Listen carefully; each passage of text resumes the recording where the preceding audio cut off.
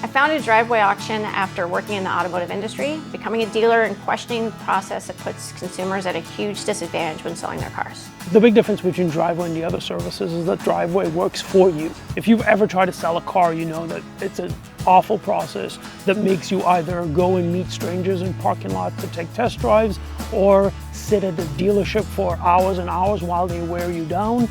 Driveway eliminated all of that. With Driveway Auction, we come to you, so we complete the 40-point vehicle inspection from the comfort and convenience of your own driveway. We send an independent third-party inspector to take measurements of the car, take pictures of it, evaluate the condition. But we use that information to advocate for you, using our network of buyers to compete. And when they compete, you win. They take over the whole process and you don't have to do anything. Our clients get more money and a better process with Driveway. Everybody at Driveway made me feel so comfortable during the whole process. It was a great experience.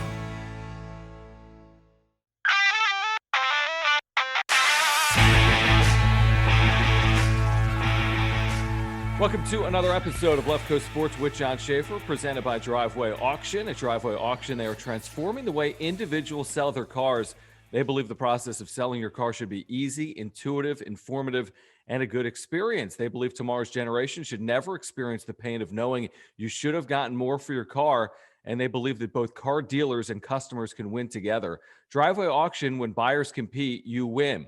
Today, we're going to speak with BJ Rains about the state of the Mountain West in men's hoops and about how many teams could reach the NCAA tournament this year. BJ is doing a great job as the publisher of Bronco Nation News. He's also a four-time Idaho Sports Writer of the Year. The Mountain West currently has 5 teams in the top 65 of the net rankings and is arguably right now the best non-power league in the country this year. Before we get started with today's episode, this reminder: San Diego's preseason number 1 ranked team, St. Augustine, takes a 4-0 record on the road at Mission Bay. Live game time basketball on YourView and YourView.com, February 4th at 7:30 p.m. Also, please give us an auto download on your podcast platform so you get future episodes automatically. Left Coast Sports is on most podcast platforms, including Apple Podcasts, the free iHeartRadio app, YouTube, and Spotify. You can leave a review as well. And while you're here and listening right now, if you wouldn't mind switching over to Twitter and following me there, at Jon Schaeffer. That's JONSCHAEFFER, at Jon Schaeffer. So Mountain West Conference play now in full swing. Here's my conversation with BJ Rains. So, BJ, in terms of this Boise State winning streak, what's been the most impressive part of it for you? Just that it keeps going.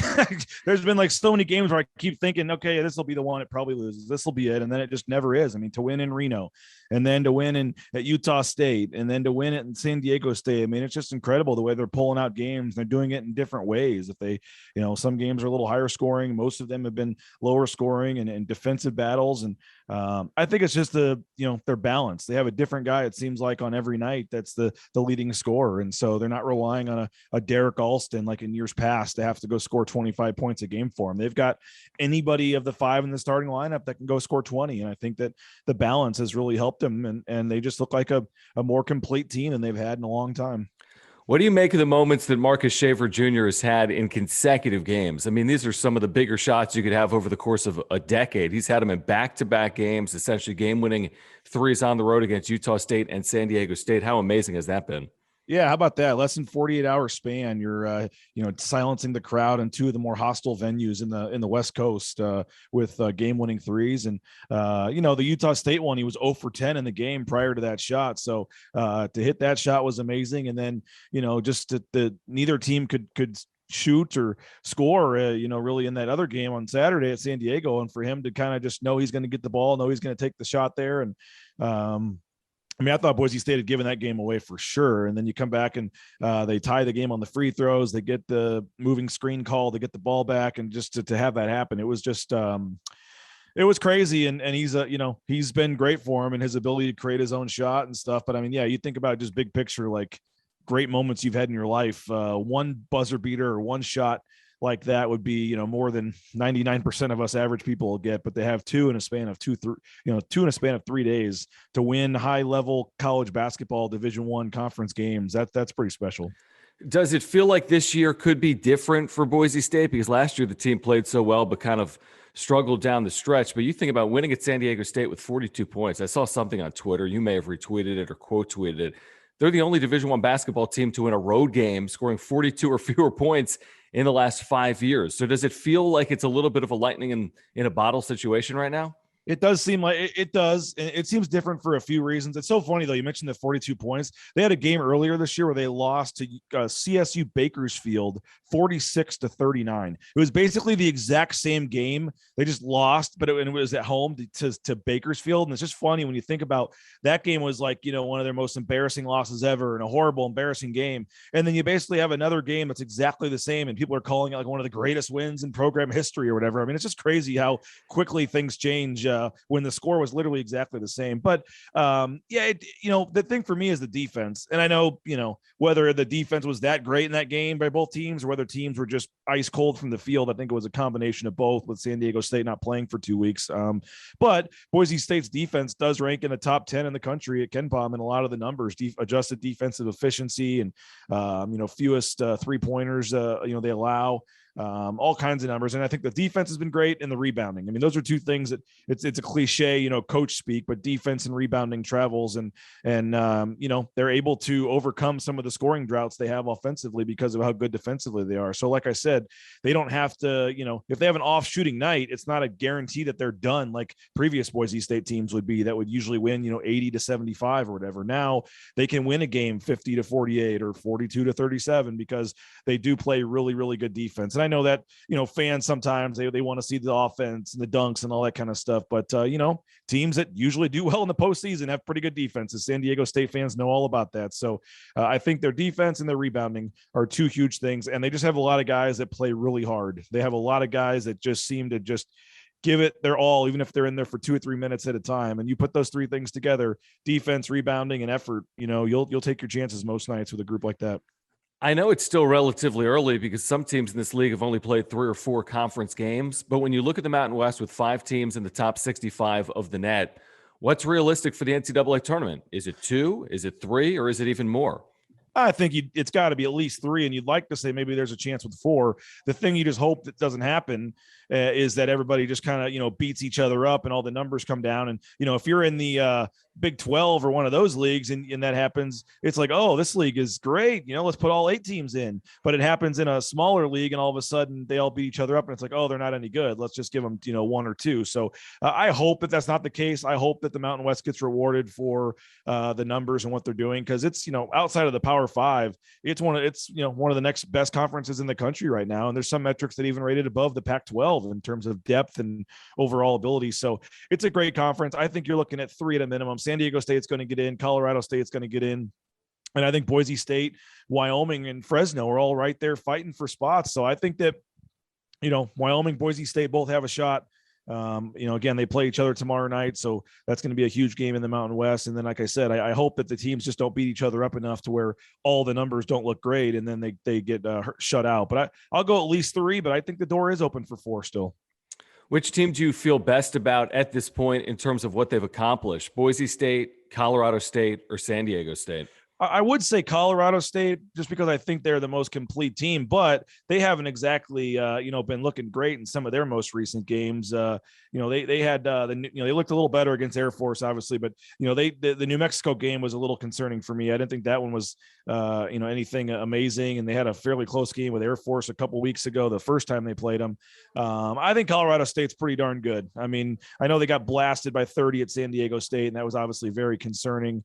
I just think that the starting 5 and what they have, and I really like their guards, and then obviously what Roddy's doing. I mean, they have a very complete team, and so I would say probably Colorado State. I still like San Diego State. I mean, watching them in person the other day, you just see the length they have, and the guards are obviously much better than they showed in that game. But Mensah, what he can do and change a game down in the paint, defensively, especially with just that wingspan that he has, I really like them. And I do like Boise State as well. I mean, like I said, in terms of the overall resume, they're really hurt by that Bakersfield loss. That's the one that kills them because all their other losses, UC Irvine's, 118, that's not terrible. Bonaventure's 79, not terrible. St. Louis, they gave that game away. They shot 12 of 26 from the free throw line and lost in overtime, or this would be a 13-game winning streak, not a 12-game winning streak. So I would say I'd probably rank them in that order right now. Colorado State, San Diego State, and Boise State are probably, real close. And I maybe give Boise State the edge just because they beat them. And then what do you think about the other two teams that are in the top 65? We briefly touched on them, Wyoming, Fresno State. Are there one of those two teams that you feel is in a better situation to contend all season long? Man, I'm looking forward to the game. I'm looking forward to both the games this week. Boise State plays on Tuesday at home against Wyoming, and I'm looking forward to seeing them in person. And then Friday, Boise State goes to Fresno State, and you've got the rematch there. That was a tie game with about 3 minutes or 4 minutes left in the game, and Boise State actually, Marcus Shaver Jr. again hit two huge shots for them to beat Fresno State. And I know Orlando Robinson is playing as well as anybody in the country right now, and so I think I'm looking forward to seeing both those teams in person. And I may have a better answer for you, if we did this, say, next Saturday. But I like Wyoming. I mean, I think Jeff Linder's a great coach. He does a heck of a job. Their combination of inside out with some of their guards and the big fellas having a great year as well. And so I was a little skeptical on Wyoming earlier in the season, and I was very vocal on social media about their schedule. They were beating up a lot of bad teams at the beginning of the season, and then they went and played their two best teams, Arizona and Stanford, and lost both of them.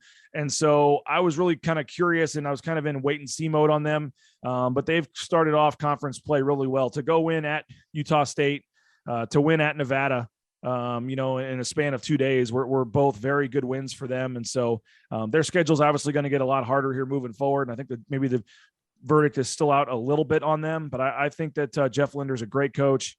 And I think that's certainly an NCAA caliber team, and Fresno State, I know they just lost at Nevada the other day. They play tomorrow against New Mexico, but they're a solid team too. Like I said, I like them. I do think that Orlando Robinson is, I saw on KenPom, he's like number 4 right now for the National Player of the Year rankings in their algorithm. So he's playing great.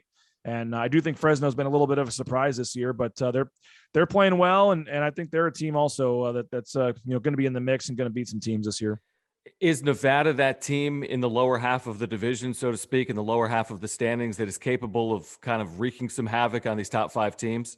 Man, I saw them in person last week too, and I don't get what's going on with them, because you look at Cambridge and Sherfield, and they seem to both score 50 points a game against Boise State. So maybe I'm just seeing them when they're hot, but those guys are both just amazing guys that can, Cambridge can just has that quick release and can let it go from anywhere on the court. And same with Cambridge. And then you got the 2 7-footers, the Texas transfer, Will Baker, and Washington. I mean, I like them a lot. I don't know what's going on there, why they've been struggling a little bit as much as they have. And so, yes, I think they are certainly a team that would maybe scare you come tournament time, Mountain West tournament or something. If you're the 3 seed playing the 6 or something like that, that could be a really, really scary game. And so, yeah, for Boise State to already go in there and win that one, for Wyoming, to win that one, those were 2 huge wins for them.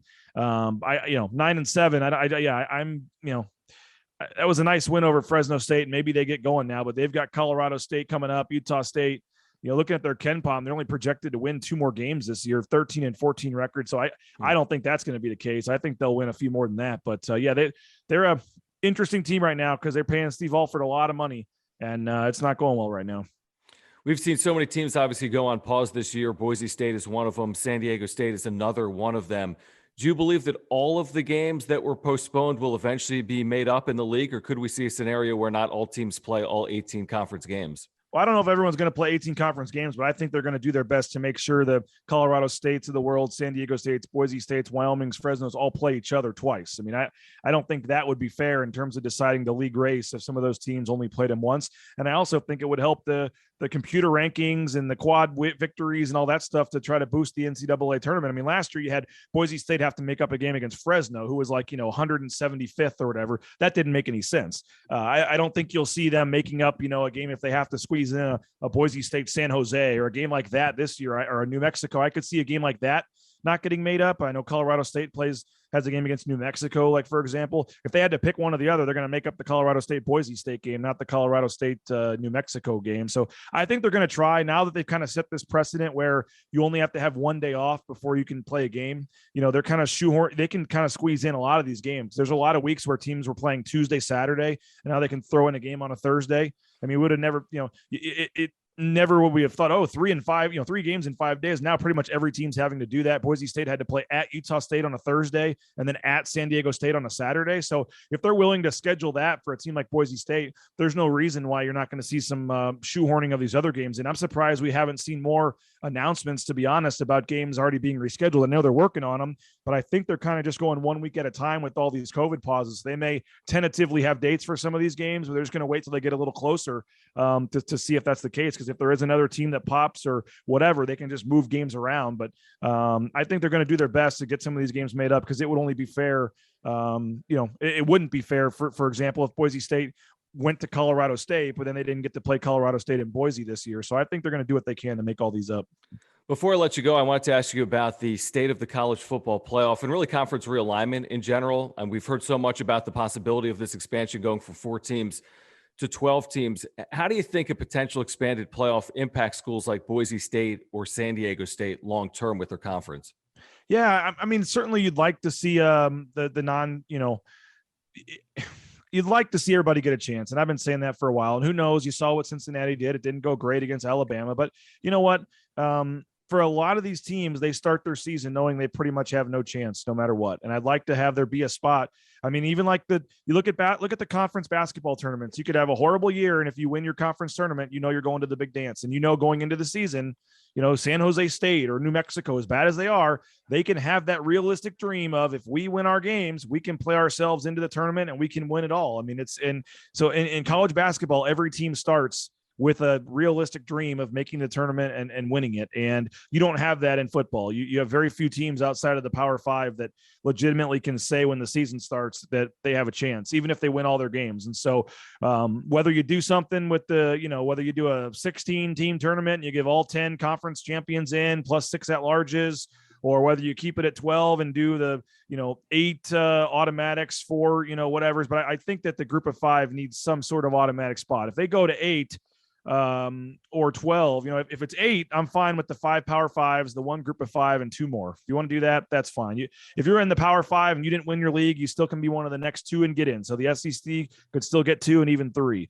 If it's 12, then I definitely think you need to have a spot for the group of 5. But I don't want to see 8 or 12 where the 5 Power Fives automatically get in, and then it's just the next 3 best or the next 6 best. I mean, the group of 5 deserves some sort of guaranteed spot in. And you know what? If it's the 8 and every year they're the worst seed and they have to play the number 1 seed every year on the home seed, at Alabama, for example, well, so what? You can at least say you had a chance and you were there. So I think that's the fair way to do it. I don't know what's going to happen.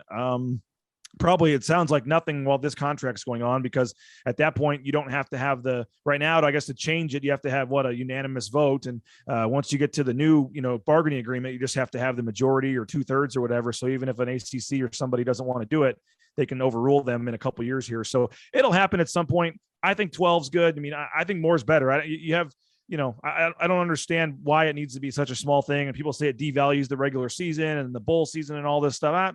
More football, more teams having a chance in the end, I think is fine. So I would even be okay with 16. I mean, the FCS does it. That's probably not going to happen. No one's mentioning that. Just too many games. I get it. But 8 or 12 is probably the sweet spot. I think 12 is great, but 8's okay as long as the Boise States and San Diego States get in. And if that's the case, I mean, sure, Boise State would love to go to the Big 12 in a couple of years when Oklahoma and Texas leave. San Diego State, whoever would love to go to a Power 5 conference. But all of a sudden with Cincinnati leaving and UCF leaving and some of these other schools leaving, Houston, all of a sudden, if they guarantee a spot, there's Boise States of the world, San Diego States all of a sudden have an even better realistic chance to go into the season thinking they can be the top group of 5 team and make the playoff every year. So I think it would be great if they gave the group of 5 spot a team to schools in the Mountain West, because the Mountain West could become the premier team and have a chance on an almost yearly basis of putting a team in the tournament. And then final question for you. Do you envision, I'll ask it this way. Do you envision San Diego State and Boise State in the same league with each other 5 years from today, 10 years from today? Yeah, that's a good question. I really do think Boise State wants to go to the Big 12, and I really do think that is a realistic possibility. It's kind of quieted down in the last couple of months, but I know Boise State behind the scenes is doing a lot with the fundraising and trying to increase the donor base and doing things to potentially show a Big 12 type league that they're, can generate some additional revenue and things like that. They're talking about working on some improvements to the stadium that would be needed for something like this. Oh man, it's so tough to say, because if they're going to have the 14 for 1 year until Texas and Oklahoma leave, but there's some rumblings maybe then that like a Memphis and Boise State could come in and just replace Texas and Oklahoma. Gosh, what would happen with San Diego State? I guess if I had to guess, I'd say yes. I guess they're both still in the Mountain West in 5 years. Just that's probably the more likely scenario. I don't see them both going to the Big 12. I would think Boise State potentially. I think San Diego State makes a lot of sense. I mean, if you're the Big 12, I don't know why their name hasn't come up more, to be honest with you, in terms of just the city and the revenue. I mean, I was down there on, at Gaslamp District and on the beach and having a good time this weekend. And I told my friends, I was like, how does San Diego State not get every 5-star recruit in the country? I mean, it's just crazy. I mean, that's a story for another day. But it's an awesome city. I think UNLV, I think is a sleeping giant that would potentially be of interest to a power conference, and Colorado State's got some facilities too. So there are some attractive teams in the league. And it wouldn't shock me if one team from the league left, in the next 5 years. But if I had to, my smart money probably and on the safe bet is that both teams are still in the Mountain West here for the near future. And now actually finally plug this new venture you've been doing up in Idaho, promoting Boise State athletics and covering Boise State athletics. Yeah, appreciate it. It's been a lot of fun. I spent 9 years at the Idaho Press newspaper as the Boise State beat writer, and kind of was just looking to branch out on my own. I kind of like doing these podcasts and video shows and social media shows and things. And it was getting pretty stressful with some of the 8:15 football kickoffs and having to have 2 stories done right when the game ended at midnight and missing the whole second half because you're writing your story the whole time. And, I don't know, it was just looking for a little bit of a change. And so I started a new company, Bronco Nation News. The website is bronconationnews.com. And we've got, pregame, postgame shows for every basketball game. We get players and coaches live on the postgame show on all of our social media channels and on the website as well. And then, still doing the beat writing, typical, breaking news, that kind of stuff. But the podcast and the social media shows has been a really cool way. And we're getting some former players involved and some other radio stations in town, doing some cross content stuff. So it's been a lot of fun, and I'm still looking to expand it and build it up even bigger. But just kind of the new digital wave. If anything good came of COVID, I think like the Zooms and all these like digital broadcast stuff, they realize the technology you could do has been fun. And so just kind of branching out, newspapers unfortunately are slowly dying, as everybody knows, and the kind of digital media and watching things on your phone and tablet and all that has really stepped up, and it's been cool. And Bronco Nation News, so far so good, 2 months in, and we'll try to keep it rolling here. Well, I've enjoyed the coverage. Keep up the great work. It's been, like you said, a fun Mountain West basketball season so far. We'll see if 3-4, even more teams get into the NCAA tournament this year. And BJ, I appreciate your time today. Thanks for doing it. Always a pleasure. No problem, man. Again, great to catch up with BJ of Bronco Nation News. And if you haven't already, please subscribe and auto-download future episodes on whichever podcast platform you're listening to this podcast on right now. Please leave a review as well. And once again, follow me on Twitter at Jon Schaeffer. That's JONSCHAEFFER at Jon Schaeffer. For previous episodes or more information about Left Coast Sports, you can visit yourview.com. That's YURVIEW.com. And again, we'd like to thank today's sponsor, Driveway Auction. At Driveway Auction, they are transforming the way individuals sell their cars. They believe the process of selling your car should be easy, intuitive, informative, and a good experience. And they believe tomorrow's generation should never experience the pain of knowing you should have gotten more for your car. And they believe that both car dealers and consumers can win together. Driveway Auction, when buyers compete, you win. As always, we thank you for listening, and we'll catch up again next time right here on Left Coast Sports with Jon Schaeffer.